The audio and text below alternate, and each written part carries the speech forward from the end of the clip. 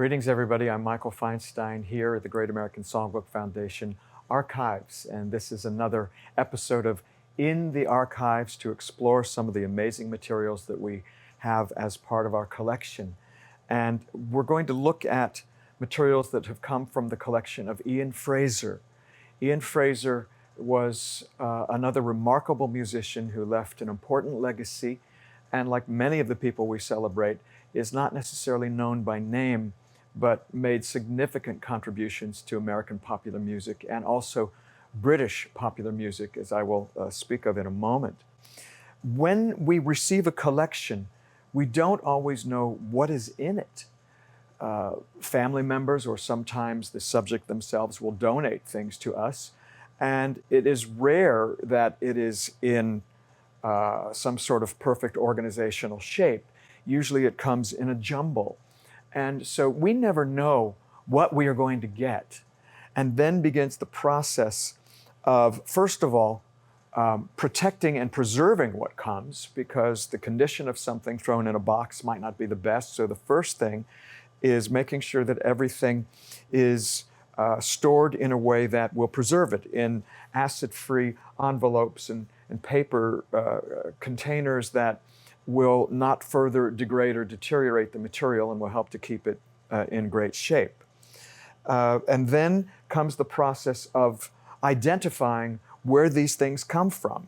This is a score that says flying down to Brighton, but we don't know what it's from when you first see it, and then we do research and we figure out the source of what this piece of music was created for.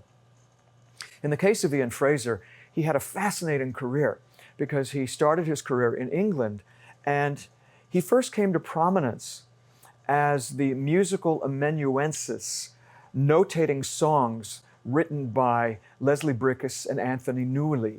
They wrote a show called Stop the World, I Want to Get Off, that produced a number of very famous songs, the most popular of which is a song called What Kind of Fool Am I? But Anthony Newley and Leslie Bricusse could not read nor write music. So they needed somebody to notate their songs for them. They had fully formed ideas of what they wanted, but it took a professional musician of Ian Fraser's caliber to be able to notate faithfully what their intentions were, and in some cases help them to flesh out what was there.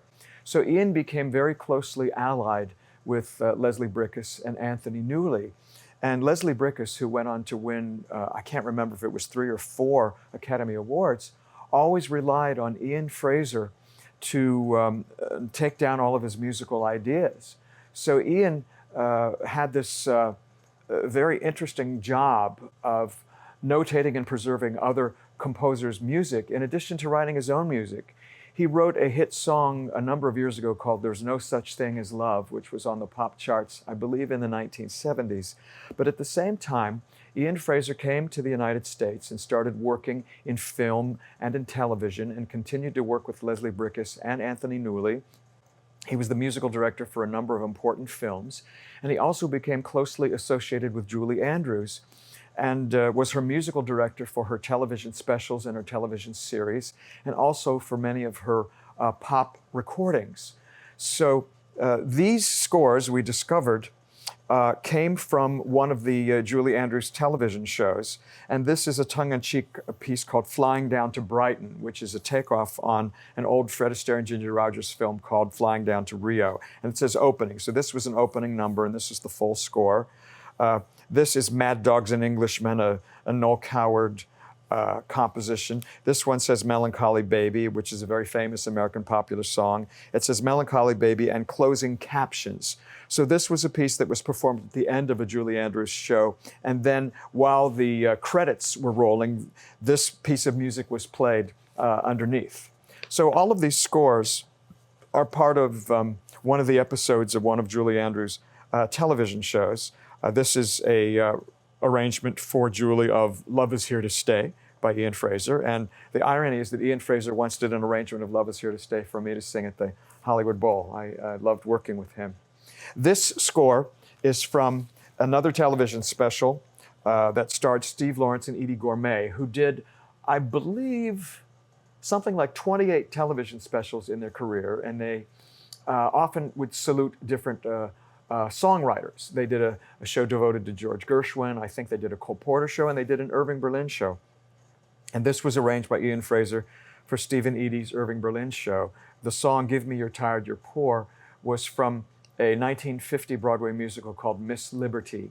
And it's a setting, a musical setting by Irving Berlin of the words of Emma Lazarus inscribed on the Statue of Liberty.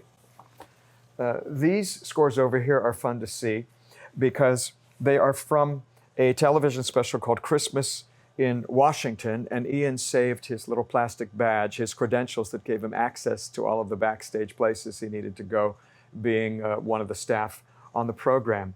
And these are scores written for the closing medley of Christmas in Washington. It's from 2013.